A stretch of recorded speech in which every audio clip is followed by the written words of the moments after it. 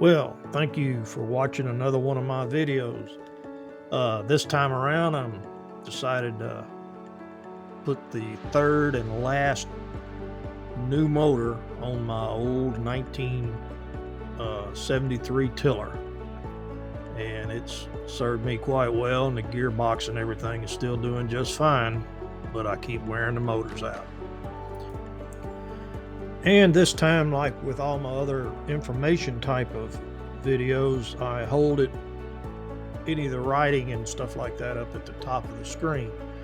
YouTube will, when you pause the video and you want to look at something a little bit longer than, or take some notes or something like that, you end up with stuff across the bottom of the screen if you're using YouTube. So in my videos like this, I try to hold everything in writing up at the top so you can take your phone to the garage and pause it and follow through without having a problem reading what's going on. Okay, let's get started. I'm setting a Briggs & Stratton. It's about a 9.5 horsepower. It has 120 volt electric starter that you just plug in to an outlet and crank that dude up. You don't even have to worry about a battery or anything on your tiller anymore. But the motor is actually for snow blowers when I ordered it. And we're going to put this on this tiller. I ended up ordering online 3 individual pulleys for the motor shaft. Now, the reason I did that, I tried to get a triple pulley.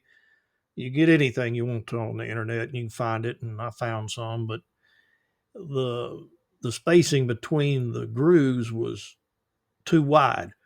In other words, you'll notice down there in the center picture on the screen that you can look down in there and see the belts are real close together on back in 1973 when they made this thing. So I went and ordered 3 independent pulleys, and you're going to see on the next slide what I did with it. But this one right here, I used some 3/16 square key stock.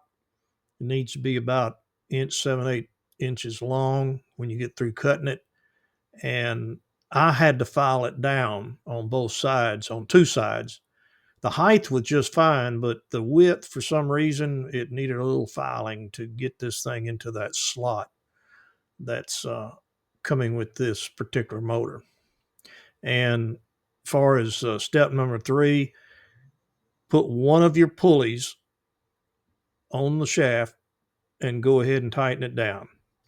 Um, in our case of how we're fixing to do this, you go ahead and tighten it because it's probably not ever coming back off again. Now, on the remaining 2 pulleys that you just bought, uh, cut the uh, mounting shoulder, I call it, that holds the Allen screw on the end of the pulley there. Cut it off and file the surface back to where it's almost flush, or if can, flush with the outer flange. And we're going to use these on the shaft to get the pulley grooves close enough together to not cause a problem with the old style of narrow belt locations on the old 1973 pulley down there in the front of the tiller. Now, on this next slide, uh, all I'm showing you is to put the pulleys on the shaft. Now, I'm using some anti-seize on anything and everything, so that's what that silver lubricant is on the shaft there. And go ahead and run your bolt up in there to hold them on to the end of the shaft, and you just do it hand tight because we're going to be taking the pulleys back off later. But right now, the pulleys need to be in position so that we can locate the motor using those pulleys uh, on its mounting plate and before we drill the holes for the motor mounts. Okay, now on this slide, this step number 6, I'm going to spend a little time on it. Uh, up in the left top, first thing I want to get past is when you set that motor down onto your mounting plate on the front, and you got these pulleys, and just stand up above the motor and look straight down. And for the shaft is going to be over to the side just a little bit, maybe about an inch. It doesn't matter how far over it is because the belts take care of that. But to get it on the plate and get it to where you've got enough room to drill all four holes and make them land inside the plate where they ought to be, um, this is what's going to happen. It's going to be all center. It's not going to be center with the center of the tiller. Now, take a look in the center view right there where I show a 3 1/4 inch between that center groove over to the first bolt, and then about 3 1/8 inch over to the front bolt. Um, that needs to line up. The center of that pulley needs to line up with the center of that groove on the tiller pulley. Now, you're going to slide front and back a little bit. And as you see in my condition, it worked out to where there's about a half inch from the back of the plate to the first bolt hole, which gives you plenty of meat there in the metal to drill a hole and not weaken it. The uh, one thing I need to make clear of on this, that 3 1/4 inch between that groove and that first bolt hole. Now, this is going to change if you're using a pulley. Say you've got the pulleys in the garage already, or your home project stuff's laying around there, but and you're using something other than what I've described here. This is a variable based on what you might be coming up with yourself. And but in my case, with the store bought pulleys, it ended up being that dimension.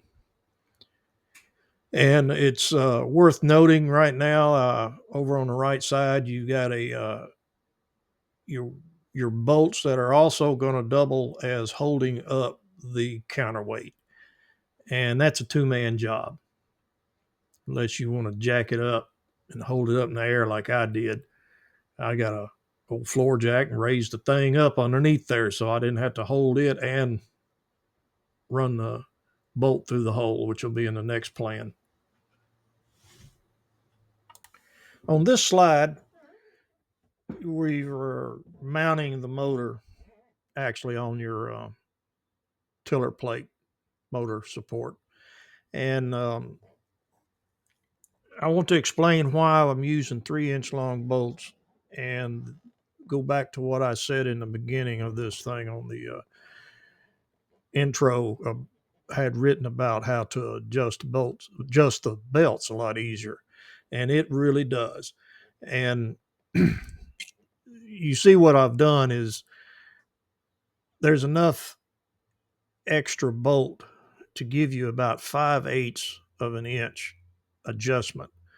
And that means in the next slide, I'll explain it to you better. But when I use the shortest possible belts, when I put this thing back together, uh, and then your tensioner goes against it, you're still going to have to adjust it a little bit and take a little bit of slack out or get it to where it's tighter when the tensioner is in place.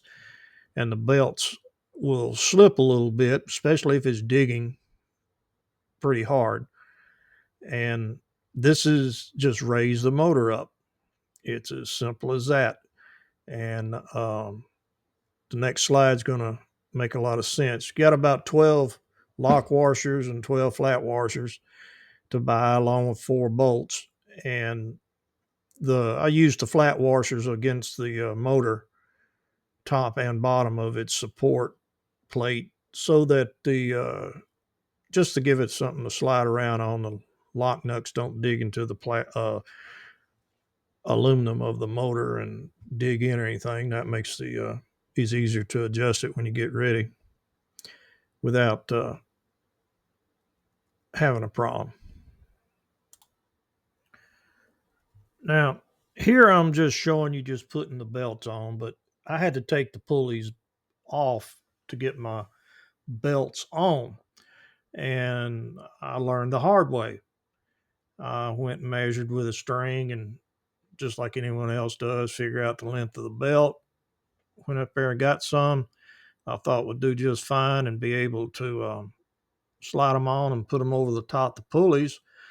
But by the time I had got the tension enough for the tiller not to slide, I mean, let the pulley slip while it's digging and digging hard, I used up all of my, I had raised the motor up.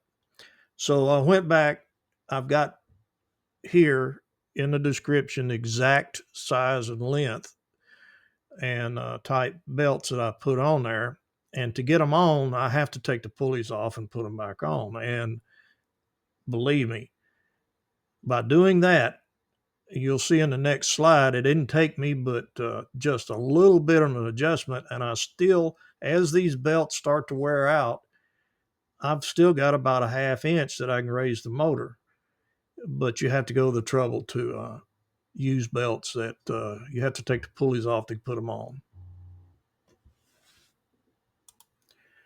Now we're getting close to the end here, and you're fixing to start using it for the first time since you've spent a long time in the garage drilling holes and everything else if you tackle this project.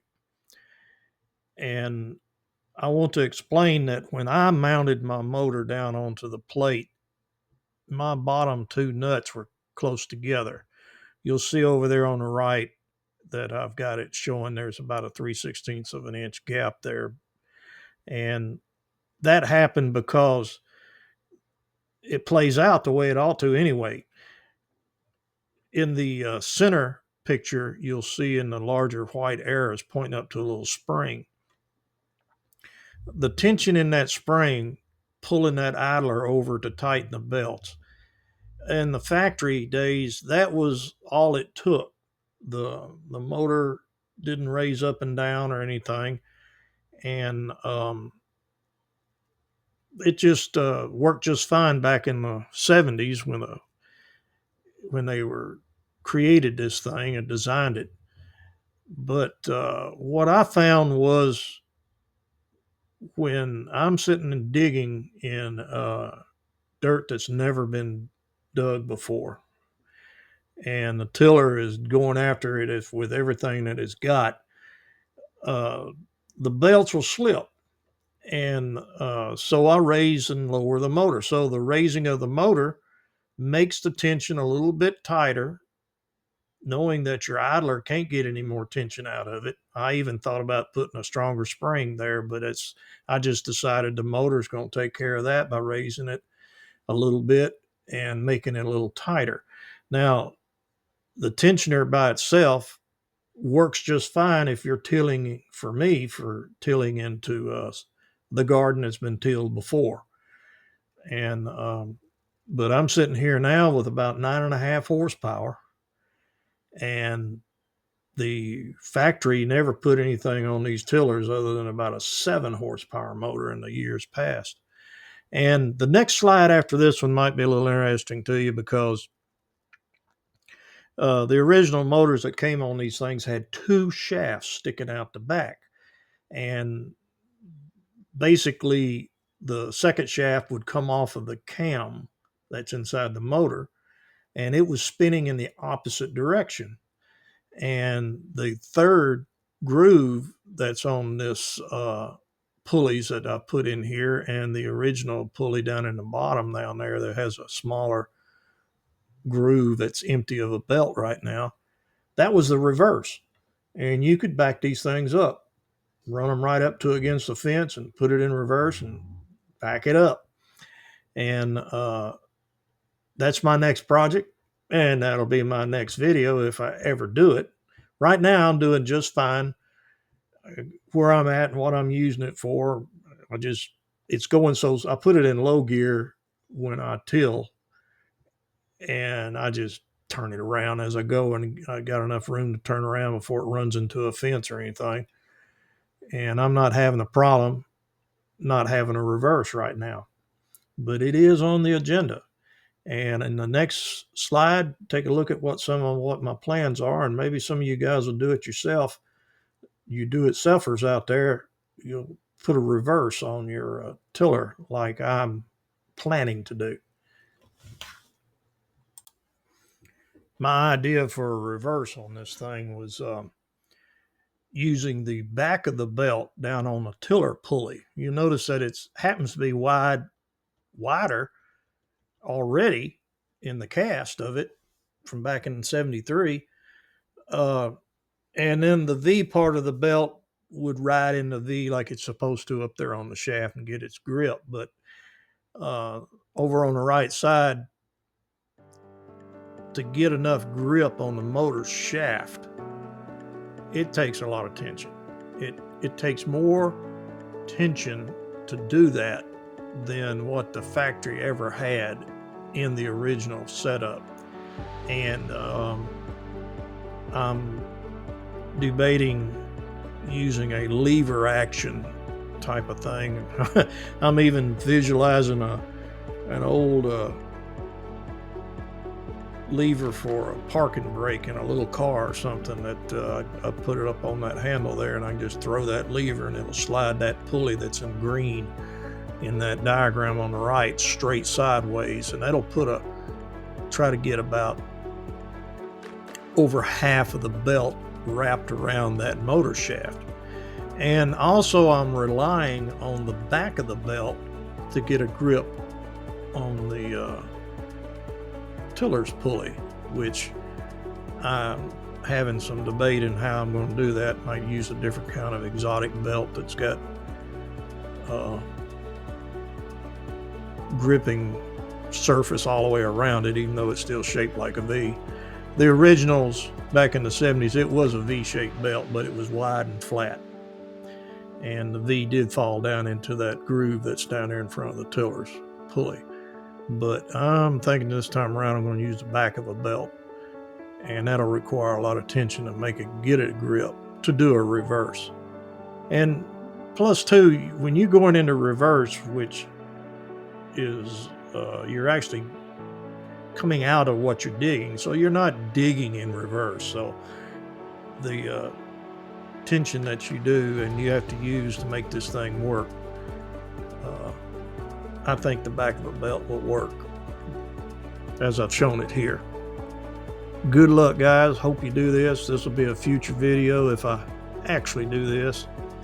Like I said before, I might not, because right now the tiller's doing just fine. I'm just in the backyard in a house in the city, and I got plenty of room to turn it around where I got a little bitty old garden. But it'd make a good project just to say you did it. Well, thanks again for everybody watching another one of my videos. And I'm having as much fun making these things as I am doing the things that are in them.